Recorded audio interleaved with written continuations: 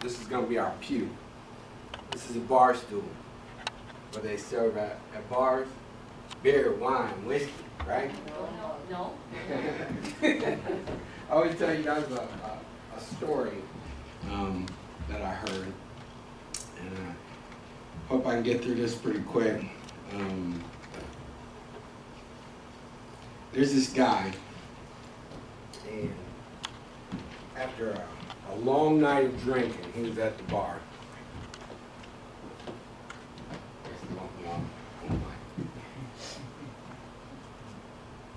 After a long night of drinking, he called up his friend and he said, for the first time in my life, I want to go to church. So he got up that next morning and he started on his way, and he went to the first church he found. He walked in and he sat down in the back pew. And as he was sitting down in the back pew, he was sitting there and nobody was recognizing him. Nobody was saying anything to him.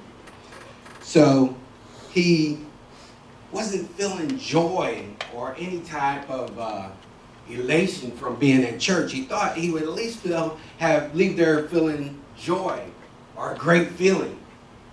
But instead, he left there downtrodden, seeing that nobody really cared about him. Is that the way that we want to be at our church? No. And because of these feelings were coming from the people that were at the church. They were looking at him. He said to his friend, he said, as long as I live, I will never ever go back to a church and sit on a pew. I felt more love and joy sitting on that bar stool than I did at that church pew.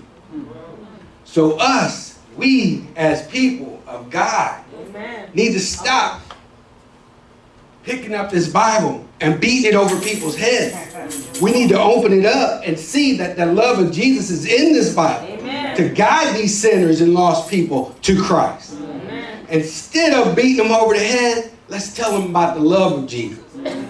That's what's going to change them. No matter if we smell alcohol on them or whatever we smell on them, we need to know that we need to show them love. Amen? Amen. Where are the sinners? Are the sinners here? Yeah. The sinners are also sitting in our seats also. Amen. So before we start pointing fingers, we need to look at ourselves first.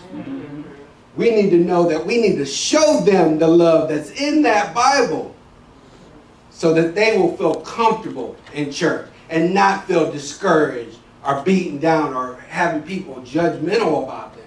We're not the ones that need to judge them all the time.